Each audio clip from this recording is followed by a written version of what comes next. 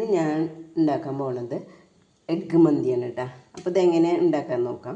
അപ്പോൾ ആദ്യം തന്നെ ഒരു പാത്രത്തിലേക്ക് കാശ്മീരി ചില്ലി, പിന്നെ മന്തിയുടെ മസാലപ്പൊടി, 2 മാഗി ക്യൂബ്, ഉപ്പ് ഇതിലേക്കിടാം.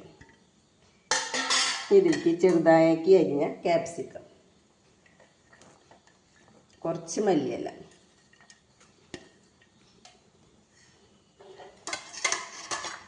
ഉപ്പ് ഞാൻ ഇട്ടുണ്ട് കേട്ടോ, കുറച്ച് ഓയിൽ ഇട്ടാ.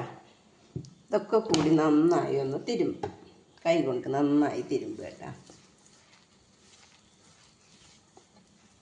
കുറച്ച് വെള്ളം ഒഴിച്ച് കൊടുക്കാം കേട്ടോ.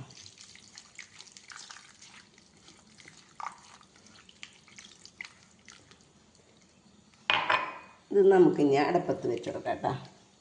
ഞാനിത് അടുപ്പം വെച്ചിട്ടുണ്ട്, തീ ഓണാക്കിയിട്ടുണ്ട്. ഇതൊന്ന് തിളക്കട്ടെ കേട്ടോ, നമുക്ക് മൂടി വയ്ക്കാം. അപ്പോൾ ഇത് തിളച്ചിട്ടുണ്ട് കേട്ടോ. ഈ സമയത്ത് നമുക്ക് 4 മുട്ട പുഴുങ്ങിയിട്ട് ഞാൻ വരിഞ്ഞതാണ് കേട്ടോ. 4 വശം ഒന്ന് വരിഞ്ഞെടുത്തിട്ടുണ്ട്. ഇതായിട്ട് ഇട്ട് കൊടുക്കാം. ഇതിലേക്ക് പെട്ടെന്ന് മസാല പിടിക്കാൻ വേണ്ടിയിട്ടാണ് കേട്ടോ. ഒന്ന് ഇളക്കി കൊടുക്കാം ഈ മസാലയൊക്കെ ഇതിൻ്റെ മുകളിലേക്ക് ആവാൻ വേണ്ടി.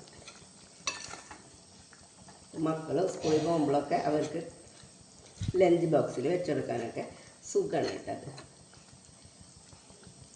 നമുക്കൊന്ന് അടച്ചേക്കാം കേട്ടോ.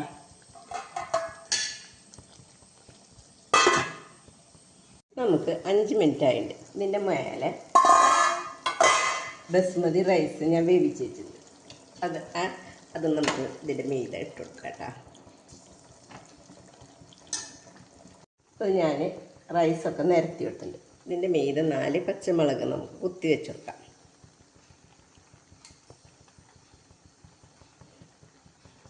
ഒരു ചാർക്കോൾ കത്തിച്ച് അത് നമുക്ക് ഇതിലേക്ക് പുകയ്ക്കാനായിട്ട് വെക്കാം കേട്ടോ.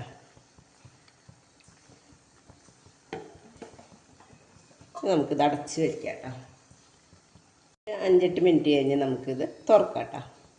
നമുക്കിനി തീ ഓഫാക്കാം കേട്ടോ. 8 മിനിറ്റൊക്കെ കഴിഞ്ഞിട്ട് നമുക്ക് ഇതൊക്കെ മാറ്റാം. പച്ചമുളകും എല്ലാം മാറ്റി നമുക്കിതൊക്കെ ഒന്ന് ഇളക്കി കൊടുക്കാം കേട്ടോ. ഇളക്കുമ്പോൾ ഈ മുട്ട അങ്ങോട്ട് പുറത്തേക്ക് വെച്ചിട്ട് ഇളക്കി കൊടുത്തോളൂ കേട്ടോ. എന്നിട്ട് റൈസിൻ്റെ എല്ലായിടത്തേക്കും മസാല ആവണ വിധത്തിൽ നമ്മളിത് ഇളക്കി കൊടുത്താൽ മതി കേട്ടോ. അപ്പോൾ നമ്മുടെ മുട്ട മന്തി റെഡി ആയിട്ടുണ്ട് കേട്ടോ. അപ്പോൾ എല്ലാവരും ഇത് ഉണ്ടാക്കി നോക്കിയിട്ടാ. പിന്നെ എൻ്റെ ചാനൽ ആദ്യമായിട്ട് കാണുന്നവരാണെങ്കിൽ ഒന്ന് സബ്സ്ക്രൈബ് ചെയ്തിട്ട് കാണുക കേട്ടോ. പിന്നെ ലൈക്ക് ചെയ്യുക, ഷെയർ ചെയ്യുക, എല്ലാം ചെയ്തോളൂ കേട്ടോ.